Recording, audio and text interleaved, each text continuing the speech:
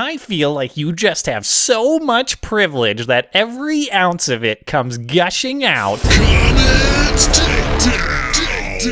I'm really proud of my YouTube audience. I'm really proud to create content that causes both intelligent people and idiots to come to my channel to self-identify. I appreciate those of you who come to my videos and say, wow, hey, great video, that really made me think. I also really appreciate those of you who come to my channel and say, hey, you know, I hear what you're saying, but I disagree, and I think you should consider counterpoints A, B, and C. And strangely, I also really appreciate those of you who come to my channel and say, hey, this message is inconsistent with the one-sided repeat playlist in my head. You must be some kind of You guys keep it fresh. This new series called Comment Takedown, I'm devoting to the latter. To the authors of the comments so preposterously phrased, they require their own video rebuttal. So let's get right into the premiere comment. This one comes from Thet Mo Kine on my defense of Nicole Arbour video. I feel you just have so much privilege that every ounce of it comes gushing out from the very start of your video to the extremely disappointing and cruel end. I'm not asking you to fix yourself or your harmful and toxic tongue, but please be mindful that people that actually have human feelings and rational thought dislike it. Sorry you didn't grow up to use that brain of yours for something that doesn't proactively support the status quo and literally drive people into suicide and depression.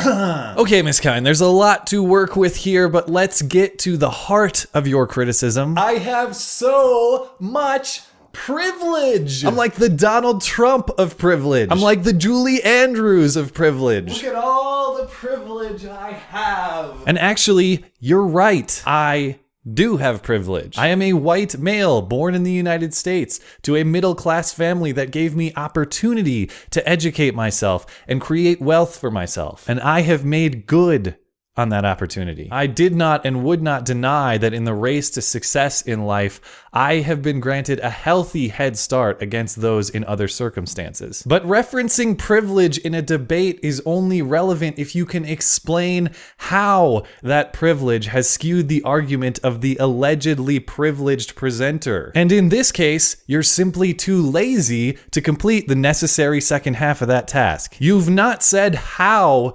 privilege has skewed my reasoning. You have merely said that because I am privileged, my reasoning should be presumed invalid. You've attacked the messenger and not the message. How would you, Miss Kine, react if I said, look, I feel that as a woman of color, the butthurt just oozes out of you with every word you say. If I said that your race or your gender should give your reasoning the presumption of invalidity, it was my understanding that is the very type of bigotry you seek to combat. To illustrate the contradiction and the hypocrisy and the fact that you yourself don't buy your own reasoning, let's consider your reasoning in a different hypothetical context. As I suspect, the only reason you play the privilege card is because you disagree with me and you want an easy out instead of having to form an actually coherent argument. So let's say my video wasn't a defense of Nicole Arbour and a defense of free speech, but instead it was a video ripping on Nicole Arbour for hurting people's feelings. My guess is in that situation, you come to my channel and to my video and you probably say something like, yes,